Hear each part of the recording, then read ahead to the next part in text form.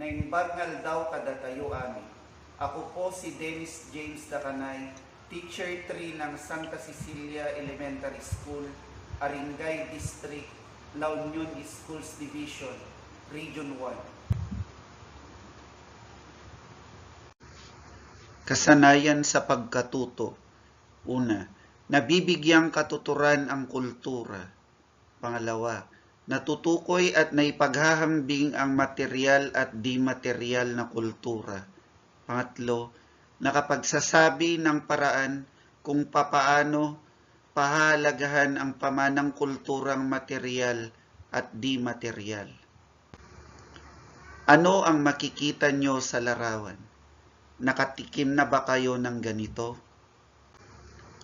Ano ang makikita sa pangalawang larawan? Nakapasok na ba kayo at nagsimba sa simbahan ng St. Lucy Parish? Alam nyo ba ang kwento kung saan nanggaling ang pangalan ng bayan ng Aringay? Gusto nyo bang marinig ang kwento nito? Ang mga larawan sa itaas ay ilan sa bahagi ng mayamang kultura ng bayan ng Aringay, La Union. Kultura ang tawag sa paraan ng pamumuhay ng isang pangkat. Napapaloob dito ang kanilang mga paniniwala, kaugalian, pagpapahalaga, mga gawi, at mga bagay o sagisag na magpapakilala sa kanila bilang isang natatanging pangkat. May dalawang uri ng kultura, kulturang material at kulturang di-material. Kulturang material. Buyos ay kakanin mula pa noong 1960 na may nyog at nakabalot sa dahon ng saging at iniihaw para maluto. Mula ito sa Barangay San Benito. Ang simbahan ng St. Lucy Parish. Gumuho noon ang simbahan nang magkaroon ng lindol noong 1991. Ang Aringay Centennial Tunnel ay 500 metro ang haba at ginawa sa panahon ng mga Amerikano noong 1913. Ngunit ayon sa kwento ay panahon pa ng Kastila ay meron na ang lagusan. Lumang bahay mula pa sa panahon ng mga Kastila na makikita sa Aringay. Banga at dalikan ang lutuan na ginagamit ng mga sinaunang mamamayan ng Aringay. Ang arado ay ginagamit ng mga magsasaka upang bungkalin ang lupa sa bukid na hinihila ng kalabaw. Ang lamparaan o gasera ay ilaw na ginagamit sa mga kabahayan noong wala pang kuryente. Ang kulturang material ay tumutukoy sa mga bagay na nakikita, nahahawakan at nalalasahan katulad ng mga sinaunang kagamitan, kasangkapan, kasuotan, pagkain at tirahan. Kulturang di-material. Paniniwala sa Diyos. Marami sa mga taga-Aringay ay Katoliko. Alamat o kwento tungkol sa pinagmulan ng Aringay o pangalan ng Aringay. Palwalo, pabasa, padasal. Ginagawa tuwing Semana Santa o salamay o kung may nagkasakit. Gamal, bayanihan, ay kaugalian ng pagtutulungan. Hilot, albularyo, manggagamot. Pagpapagamot sa manghihilot, albularyo kapag nagkakasakit. Ang kulturang di-material naman ay tumutukoy sa mga bahagi na hindi nakikita, nahahawakan at natitikman katulad ng kaugalian, paniniwala, pamahalaan, wika, tradisyon, sining, awit, sayaw at panitikan, kung saan kabilang na rin ang mga bugtong, salawikain, epiko, alamat at pabula. Pangkatang gawain gamit ang station rotation. Station 1, Teacher-led Instruction Group.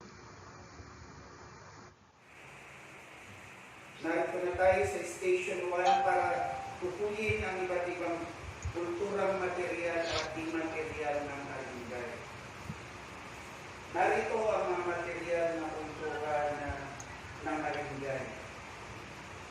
Ang tawag diyan ay bulos. Ito naman ang simbahan ng St. Lucy Parish. Ang Centennial Tunnel ng Arengay. Sa halimbawa ng lumang bahay na makikita sa Arengay na ginawa pa sa panahon ng Kastila. Lumang tutuan naman na ginamit ng mga sinaunang mamamayan ng Arengay.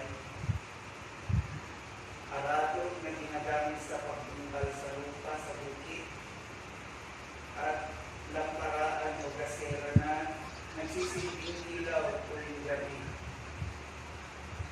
Ang kulturang material ay tumutukoy sa mga bagay na nakikita, nahawakan, nalalasahan, katulad ng mga sinunang kagamitan, kasangkapan, kasuotan, pagkain at tirahan. Ito naman ang mga kulturang di material. Paniniwala sa Diyos,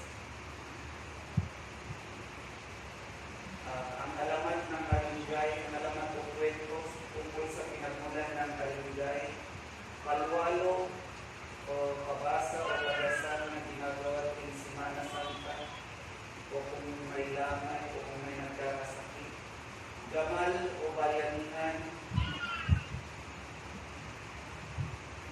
pagpapagamot sa ilot, albularyo o manggagamot kung tayo ay nagkakasakit. Ang kulturang di material naman ay tumutukoy sa mga bahagi na hindi nakikita, nahahawakan at natitikman katulad ng kaugalian, paniniwala, pamahalaan, wika, tradisyon, sining, awit, sayaw, at panitikan kung saan kabilang na rin ang mga butong sa liwikain, etiko, alamat, at pabula. Sa batay sa napag-aralan natin o natalakay natin, ano kaya ang pagkakaiba ng pamanang material o kulturang material sa di material? Sino sa inyo ang makakasagot?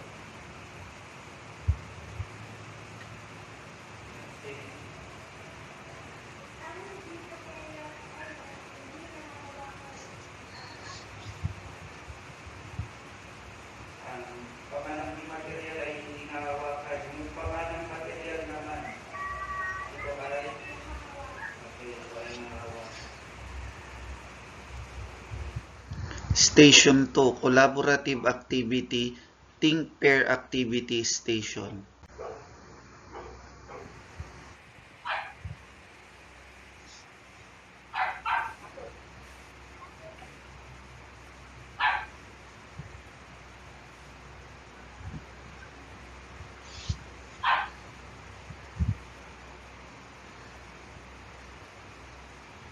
Station 3, Computer-Based Instruction Activity Station.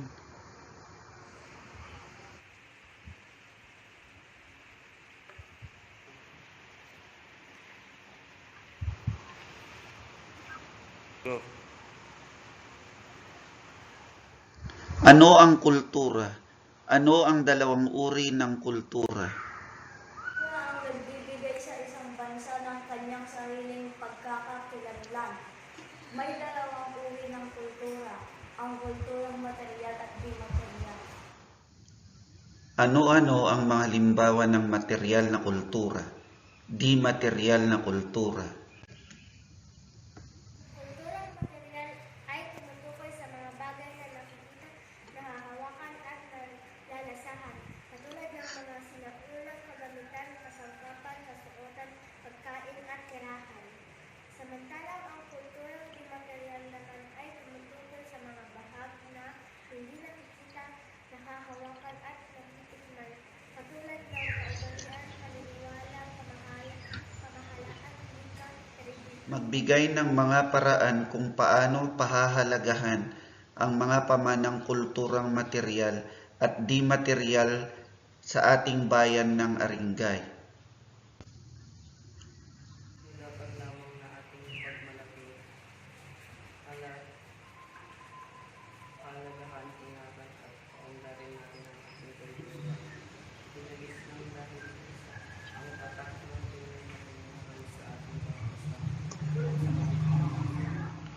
pagtataya, isulat kung material o di material na kultura. Maraming salamat po.